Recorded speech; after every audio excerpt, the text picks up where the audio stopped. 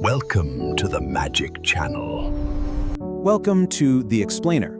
Today, we're diving into the really powerful story of how a state fails, as told in the poem, The Ballad of the Bankrupt Leaders. It's a gripping tale, really, about how a nation can be brought to its knees, not by an enemy outside, but from the rot within. So, the story doesn't start with some big, loud catastrophe. Nope. It begins with this deceptive, polished look.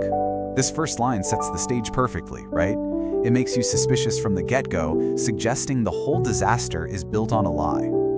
Let's dig into this first stage. The poem calls it a mask of grace, this carefully built illusion that the leaders show to the world and, more importantly, to their own people. Right away, you see this huge contrast. The poem paints this picture of leaders looking all serene and proper, with smiles and powdered faces, but their actions are completely predatory. They're not there to solve a crisis like a flood. They're actually profiting from it. They're not trying to ease anyone's suffering. They're stealing that pain for their own blood and gain. And this just keeps going when we talk about international aid. So the world sends money to help rebuild, right? But instead of building homes for people, that money just opened doors. Doors to what, you ask? Well, doors to make the powerful even richer through shady loans and secret deals. The poem calls it the ghosts of aid they never paid. Chilling. So behind this mask of grace, what you've really got is a huge, systematic deception. It's this whole illusion of prosperity and control that's just propped up by lie after lie. And here, the poem just lays it all out. The massive gap between what's being said and what's actually happening. Every promise of hope, it's just cover for theft. Every claim of a booming economy, just a printed dream built on fraud. And every time they ask you to trust the system, it's backed up by manufactured crises, staged bombs, and rehearsed tears, all designed to play with people's emotions.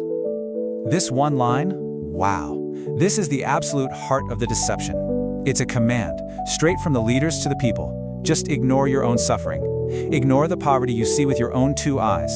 Instead, believe the official stats we're feeding you. It's propaganda in its purest, most shameless form. The poem uses this really powerful metaphor for all this economic trickery, printed dreams. And this isn't just about cooking the books. It's about creating a total fantasy of growth by just printing worthless money. It's an illusion that ends up drowning the country's actual reality in hyperinflation.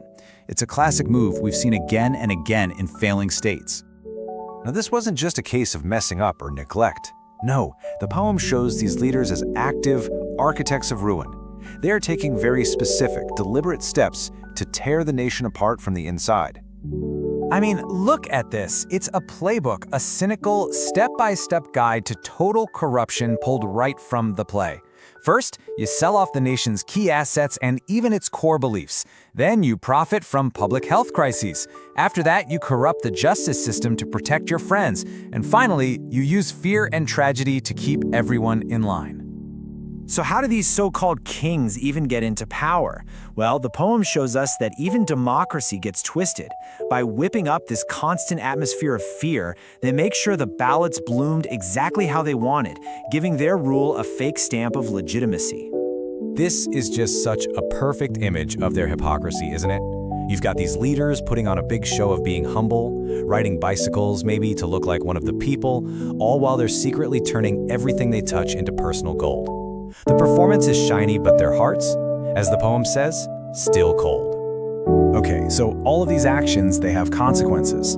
And now we get to the catastrophic result for the economy. A whole nation just suffocating under a mountain of debt that's built entirely on lies. The poem doesn't talk about national debt like it's some number on a spreadsheet. No, it's described as this living, strangling thing. It's like jungle vines just creeping up and literally suffocating the entire country, choking off any hope for a future. And then it hits you with a number so huge it's almost impossible to really picture it. The debt these leaders racked up, 11 trillion. So where did all that money go? This line is just bone-chilling. It suggests that only a tiny piece of this enormous debt, just 2 trillion, was ever even accounted for. The rest, it was just played, gambled away, stolen, or just vanished in some high-stakes game that only the powerful were playing. And that that brings us to the final act, the tragic end for the nation, and the final blistering judgment from its people.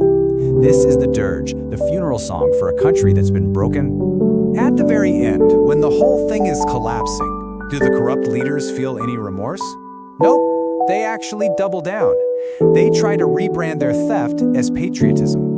They paint their sins on the walls like they're glorious murals. They wrap themselves up in the flag, even while their hands are stained with the blood of the very nation they destroyed. So after going through this complete and total betrayal, what's left for the people to say? The poem leaves us with their one collective voice, rising up from the ashes of all their broken dreams. And there it is, their final, devastating verdict. This isn't a call for talks or reforms. It's a raw, painful cry for it all to just end. The people have paid for the leaders' corruption with their lives, with their futures, and the only thing they have left to demand is a complete and final break from this whole cycle of ruin. A truly powerful and haunting way to end it. Thank you for watching.